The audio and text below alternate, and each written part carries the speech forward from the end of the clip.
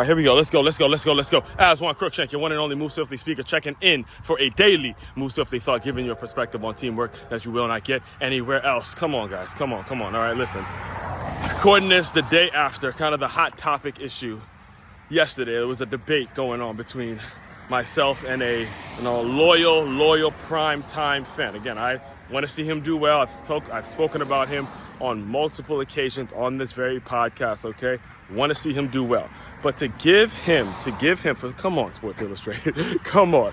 We get it. Everybody got to eat. Everybody got to make a dollar. Everybody got to move product. I get all that. But your journalistic integrity and the ability to inspire the next writer, inspire the next objective reporter, the next objective. I said objective reporter. You don't do it by doing bullshit like this, okay? This does not help black people. This does not. This sets us back. Let me tell you why, all right? So for those, let me give you some backstory, right?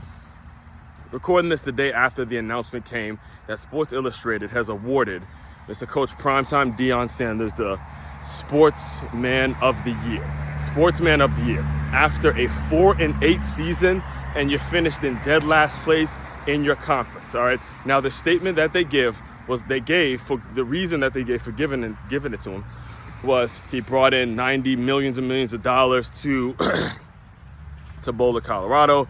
They were talking about how many ticket sales how many sold out tickets they got, and the fact that Colorado changed, he changed the financials, all money, all fucking money, okay? All money. You can go and look up the specific statement yourself, but it was all about money and the amount of ticket sales he was able to generate because of the quote unquote prime effect. All right, now granted, happy for him. That's great. That's awesome. Happy for him. But this does not help. This does not help black people. Now, I heard a very strong argument. I want to bring it to your attention. I believe it was Chris Broussard who brought up the fact that, hey, if that's the route, why didn't he get Sportsman of the Year when he was at Jackson State? Why didn't he get, if you're Sports Illustrated and you're going to give someone Sportsman of the Year, and that's going to be the reason, why not talk about what he did? Why not give it to him when he was able to turn that program around, significantly change the culture, bring a lot of attention? He brought College Game Day. He brought College Game Day to Jackson State. There was a situation where he was on the cover of Sports Illustrated at Jackson State. So, again, Sports Illustrated, these things, you're aware of these things. However, you wait till he gets to a PWI and then you give it to him after a 4-8 season. Do you recognize the game now? Do you recognize the game? So the question needs to be, okay, why does that happen? Because, okay, well, HBCUs, if I put an HBCU on the cover, if I make it so the guy who is, kind of headlining my sales, if he's at an HBCU, I'm not going to sell as much. It's not going to sell as much as if he's at a PWI, predominantly white institution. That's the game I'm giving you. And that what we've witnessed again, and what I continuously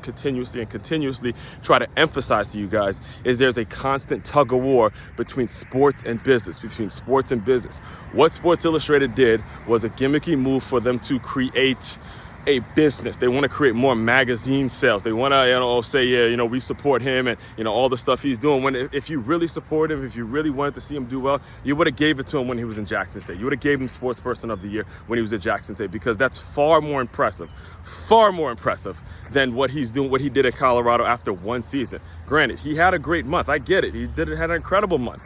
But the shit blew up, all right? Finished last place. And for those black people who don't want to say this out loud are more on the side of, I'm going to support Prime no matter what, this is the game that they're playing with you. This is the system. This is what they're actually saying. They're basically saying, look, it's a brother. If you want to really get honored, you got to go dominate at a PWI. I'm going to give the niggas a HBCU All-Star game, or give them an HBCU bowl game, and, make them feel like they belong. But for you to really get honored, to that degree, go do it at a PWI.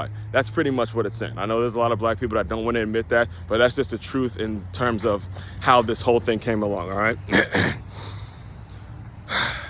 I do a whole lot on this. I can go for hours and hours. In fact, I probably will eventually do a full episode on this, one where I'll probably talk for close to 30 to 40 minutes on this very issue, because again, it's not that people necessarily the people who have been critical of Coach Primetime Deion Sanders, it's not a problem with Primetime Deion Sanders. There's Primetime Deion Sanders. There's no black individual that actually has a problem with Deion Sanders. It's the way things are being communicated. It's the way things are being portrayed. It's the way we are idolizing and have this form of idolatry that actually sets us back. It's not the actual individual. It's the way the media has been inconsistent when it comes to how they judge him versus how they judge another black coach. That's the issue. All right, I'm gonna say that line again because I want to make sure I'm on the record saying this. So no one has a problem with Coach Primetime Deion Sanders. What we have a problem with is the inconsistency in the way he is judged versus every other black coach is judged.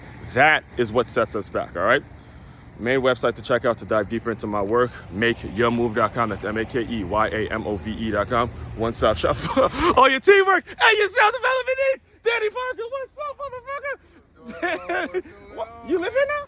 Yes, sir. Are you serious? I just moved in. When? Like a week ago. Are you fucking... Yes, sir. I didn't even know you was down here. Yeah, I live in here for like, let me